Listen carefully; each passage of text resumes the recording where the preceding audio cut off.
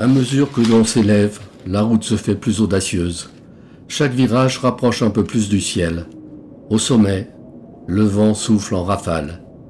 Il impose sa loi, rendant chaque pas incertain. Ici, la route flirte avec le ciel. Un téléphérique relie ce monde minéral à la plateforme du lac Baléa, suspendue entre ciel et montagne.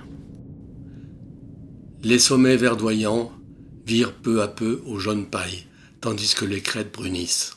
En contrebas, la forêt dense s'accroche déjà au silence de la vallée.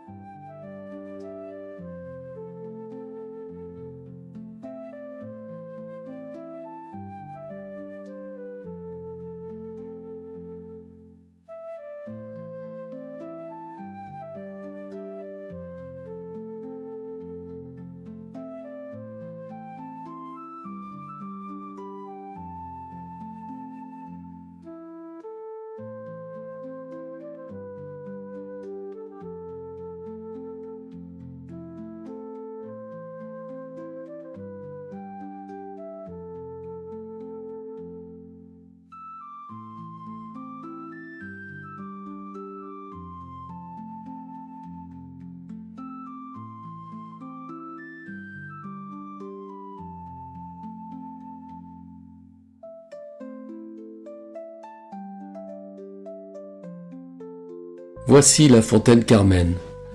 Cette halte paisible fut aménagée par le colonel Danilo Vici, après de longues études du site. Son nom rend hommage à la naissance de sa fille. Une histoire murmure qu'un autre prénom devait l'accompagner, aujourd'hui disparu. Buvez cette eau bienfaisante et ayez une pensée reconnaissante pour les bâtisseurs et leurs enfants.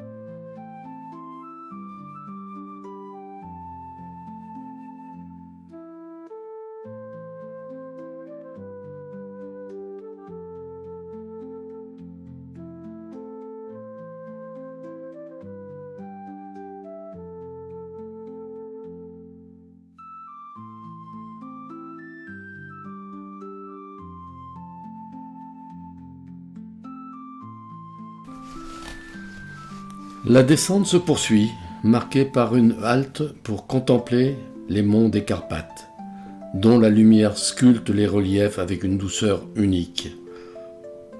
Autour, quelques arbres épars annoncent la forêt à venir.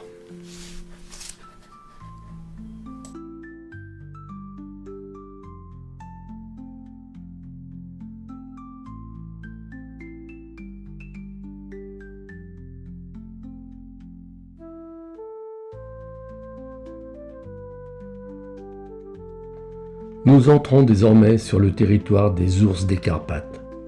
La rencontre est inattendue, impressionnante. 2 ours adultes et un ourson déambulent tranquillement dans les sous-bois. Ils sont indifférents à notre présence. Séquence émotion.